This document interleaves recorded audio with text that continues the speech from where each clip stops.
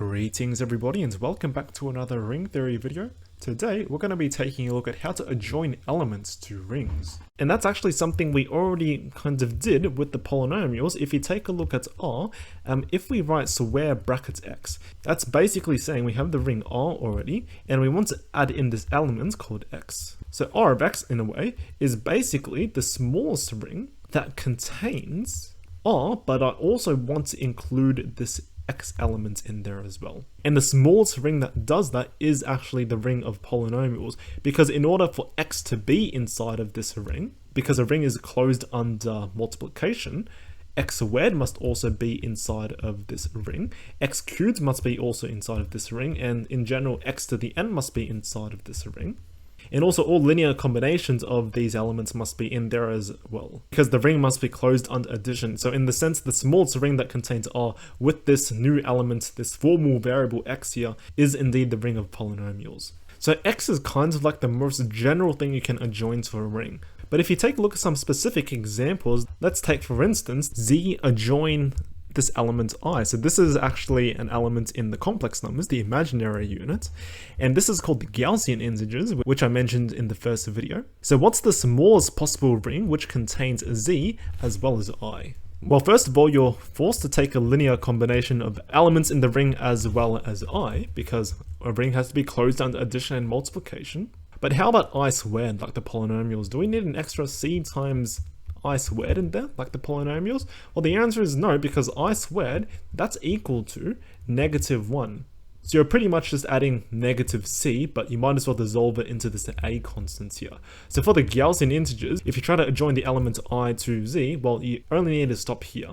So these are the Gaussian integers. And that basically gives you, well, you have your real and your imaginary axes over here. That basically gives you a lattice of numbers in the complex plane. So usually the construction works as follows. You have your original ring, which in this case is z, and that lives inside of a bigger ring, and you try to adjoin it into the original ring to make it bigger. Another example are the so-called Eisenstein integers. So you take z and you adjoin this element zeta. So here zeta is the complex number e to the 2 pi I on 3. So just like before, you're forced to take a linear combination of a and b zeta because we need to be closed under addition and multiplication. The question is, do you need an extra c zeta or maybe a d zeta cubed and so on?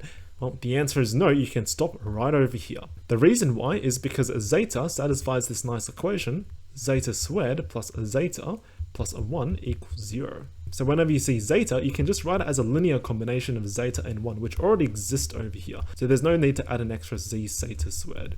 So if you want a picture of this, they're kind of like triangles. So you have 0 is in there, then you adjoin this e to the 2 pi I on 3, and then you can kind of make this nice little hexagonal pattern out of it.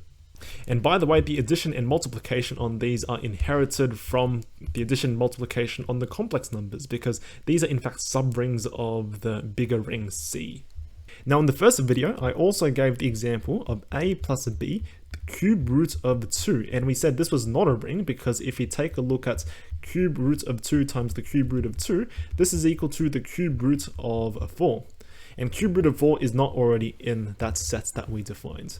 But in fact, now if you take a look at z, adjoin the cube root of 2, well, this is supposed to be the smallest possible ring containing z as well as the cube root of 2. So, well, this linear combination here is not enough with the two terms. You have to keep going with the powers of what you're adjoining. So we definitely need a plus a c times the cube root of 2 but squared, but this is really the same thing as the cube root of 4. So that linear combination needs to be in there as well. And the question is, do we need a d cube root of 2 but raised to the third power? But that's just the cube root of 8, isn't it? Well, we don't really need that because the cube root of 8 is 2, and 2 is already accounted for by this integer a here. In fact, if we try to adjoin the cube root of 2 to our ring z, the smallest possible such ring is a linear combination of integers cube root of 2 and cube root of 4. So here a, b, and c must be in the integers. And finally, another interesting example, let's take the rational numbers and we'll try to adjoin the element pi to it.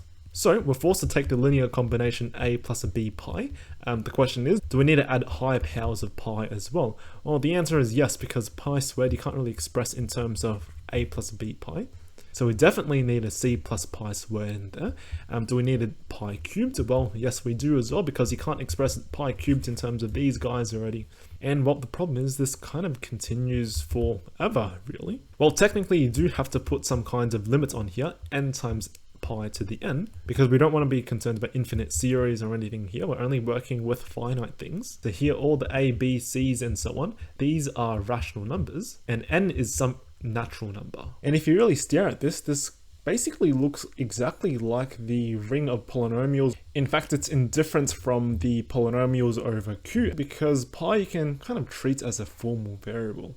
And you can show that Q adjoin X, so the polynomials with rational coefficients, is indeed isomorphic to, well, the rational numbers adjoin pi. This is because pi is transcendental, which means that it's not a solution to any polynomial equation, at least in the ring Qx. And you'll notice with the previous examples, the reason why each of these rings where we adjoin an element, they kind of form their own unique rings, is because the elements we're adjoining are algebraic, which means it's not transcendental. So algebraic transcendentals, those are kinds of mutually exclusive things. For example, this I element we're adjoining satisfies the equation x squared plus 1, and I already wrote the equation for the zeta, and for, well, this guy over here, it's going to be, well, what is it? X cubed minus 2.